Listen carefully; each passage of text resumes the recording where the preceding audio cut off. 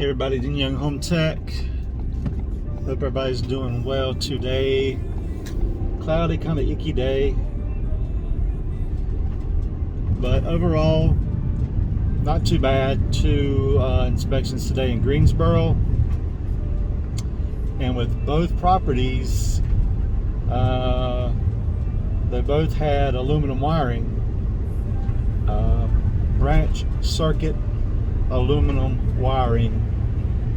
And what that means is the circuits for your lighting circuits, receptacles, that's the branch wiring, your 15 and 20 amp breakers had aluminum wiring. And aluminum wiring is a very good conductor, but the issue with aluminum wiring is it's so brittle, and when you get a lot of heat and current with that, it can get pretty brittle and get to where it may start to deteriorate, or as far as cracking, splitting, and then causing arcing,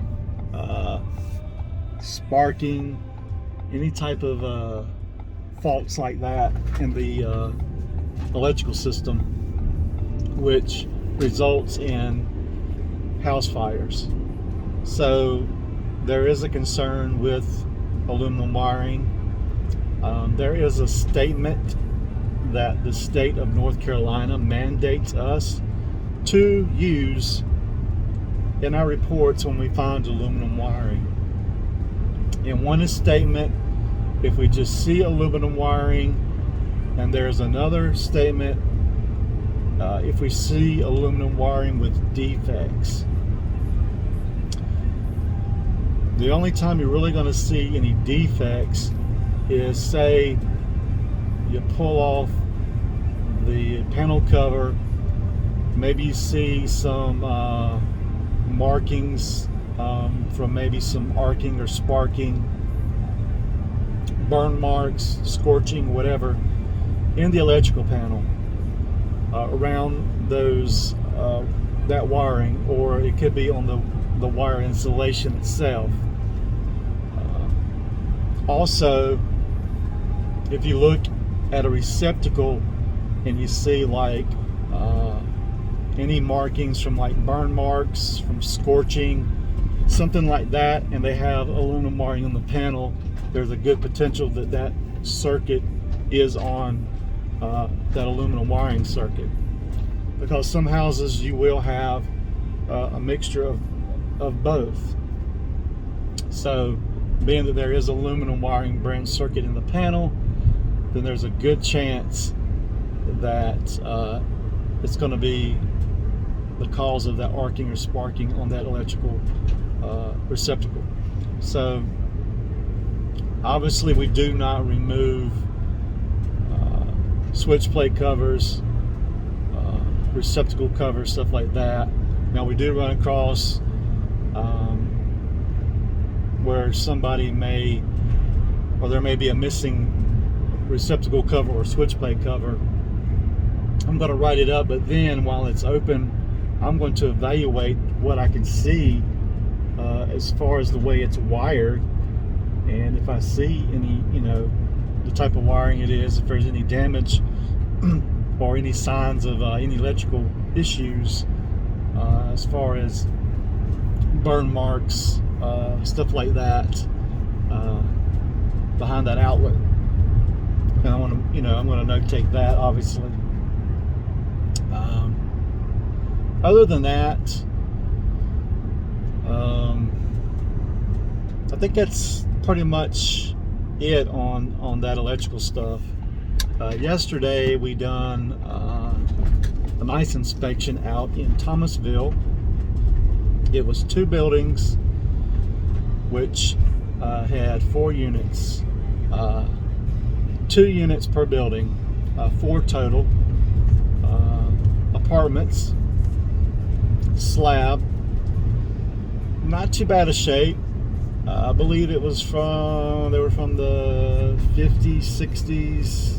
I don't quite remember without looking. But the date and time, age of those, of course, you're going to have your plaster and all that good stuff. But there was really not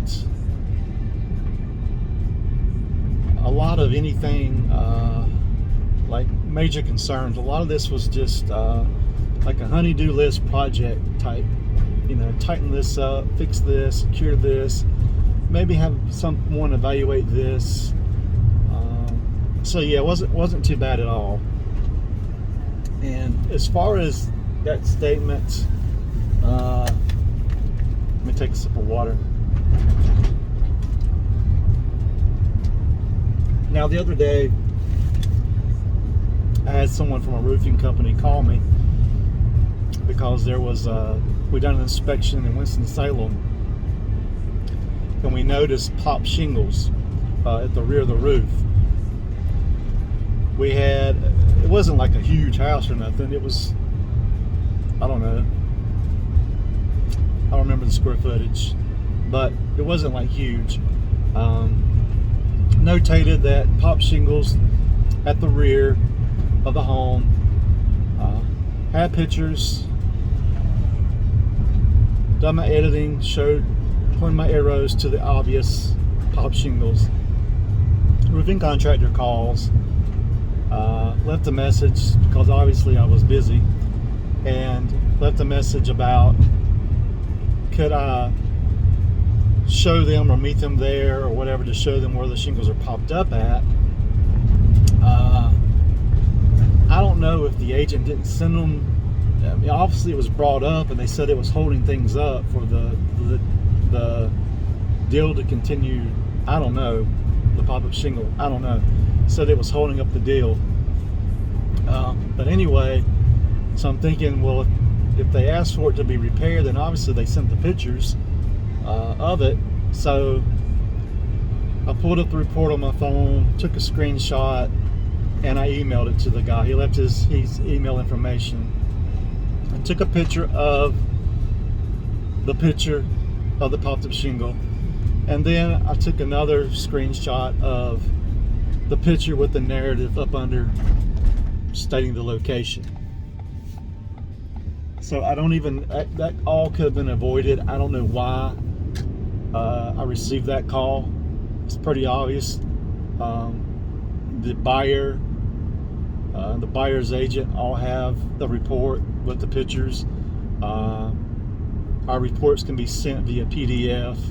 Obviously with technology, you can take screenshots and forward and clip this out, clip that out, and obviously show the roofer what we're talking about. And so I was just a little thrown off why I would receive a call from the roofer, kind of stating that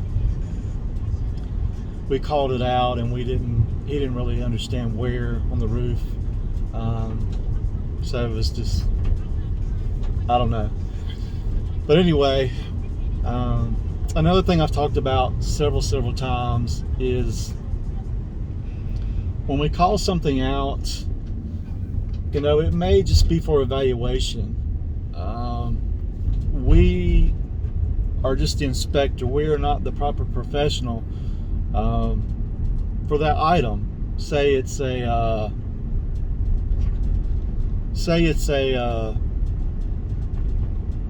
pop shingle. Okay, pop shingle. And we call it out, pop shingle. Okay, there's several things that could be causing that shingle to pop up. Maybe it didn't seal properly. Maybe there's a nail backing out. Maybe some debris got up under, and then when it sealed or tried to seal, it couldn't get a good seal, so it's popping up a little. There's debris holding it up. So we call this stuff out, and then a lot of times we'll get backlash from these individual contractors. Home inspector don't know what he's talking about. The roof has to get hot enough to where the shingles are going to seal and blah blah blah. I completely know that. I've been in construction for almost 30 years. I've done roofing. Uh, I'm a home inspector. I know these things.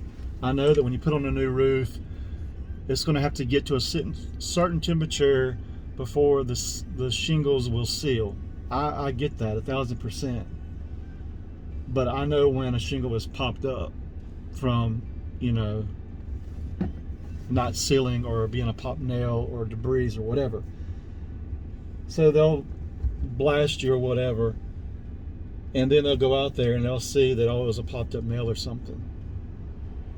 Or you call something else out, regardless of whatever it is. We're just there to put our eyes on things, because these buyers, a lot of them have no idea what they're looking at. They don't know what to look for. And we have the training. We're looking at thousands of components in a home and systems, and we're familiar with codes, which we aren't code officials and enforcers, but we know how things should be for safety and health and so forth. So something may not look right, and we're going to call for evaluation. That's to get the proper professional out there to put his or her eyes on it, to say, oh yeah, there is an issue, or no, there's not an issue, that was caused by this, don't worry about it. That's, it doesn't have to be, oh, he don't know what he's talking about, that's just a so-and-so crack, that ain't nothing. So what? You got the business, you got a lead, take it for what it is. Think positive about it, somebody out there is giving you work, and you're just going to try to make somebody look incompetent or bad, or make yourself look better. And that's another thing. Like, if I'm in a crawl space and say I call something out on the substructure that's damaged, okay, I've taken my picture, I've noted there's this on the substructure, okay, and then I'm going to move on to something else under there, maybe electrical or something. I'm going to do my electrical, okay, and say they call a contractor out there for that structural thing under the substructure, and then they repair it, or they're there evaluating, and they're like, well, look over here and look over here, he didn't say nothing about this, he didn't say nothing about that. I'm not required to. The whole thing about it is, I got into the crawl space, I notated that there's some substructure damage, okay? And when you're a professional in a business, say you're an electrician, I call something out electrical.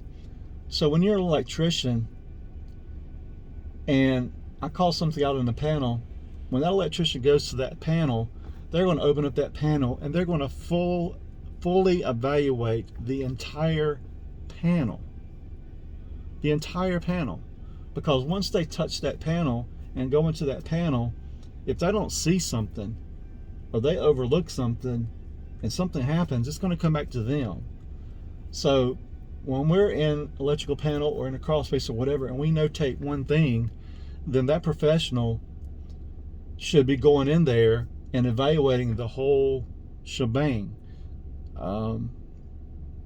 We can't notate every single ingle little thing. Nobody would be getting home inspections. Nobody would be selling houses with home inspections. It would just be, so there's like a fine line.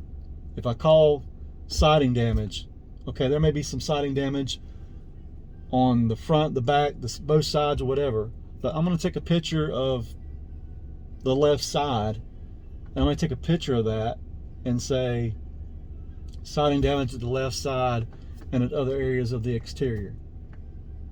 Okay, if you're a siding company, you're going to come out and you're going to look at that piece of siding and say, oh, here's the damage right here. While we're out here, let's just look around and see if we see anything else. That's just good workmanship. You're taking pride in your work and you're doing your job. It's not, well, that inspector missed this, and there's a place over here he missed. No, we didn't miss it. we called out there's an issue with the siding, and you're the professional siding and gutter and whatever roofing guy. Come out here and fully evaluate everything and get this, client taken care of. That's the whole premise of it. So anyway, we're all here to work together. We give other trades work, and a lot of times we're not appreciated. We're thrown under the bus, or they try to throw us under the bus. A lot of times it doesn't work because they're trying to make themselves look better by talking down or about somebody else, which that should be a red flag to not even use that contractor if they're going to try to throw people under the bus or make other people look bad and make themselves look better. Maybe they've got confidence issues. I don't know. But anyway, this is a tough industry, and we've got a lot on our plates, a lot on our backs. And it's not just we go to houses and inspect and we're done. There's a lot to it, especially if you're a single home inspection firm or even a multi-inspection firm. There is a lot to it. Just a lot goes into it. It's not very simple. You're on the outside, looking on the outside. You don't see the inside, internal things that go on day to day, and how people react to certain conversations very unprofessionally. It's not surprising in this world we live in now, the way people are. But anyway, if you need a home inspection, give us a call, 336-989-8185, 336-989-8185, HomeTechNC.com, HomeTechNC.com, HomeTechNC.com. Filling up pretty quickly. We're full this week. Obviously, we got one more day, and then we're already into the next week. I think we had one cancellation today. Contract fell through. So I guess we got that space available, but usually they're going pretty quickly now. Once one cancels, somebody's online booking an inspection. So very, very, very blessed and appreciative of all of our clients. 1000%. Seriously mean it from the heart. It's great. So anyway, I'm gonna get out of here. 336-989-8185, HomeTechNC.com.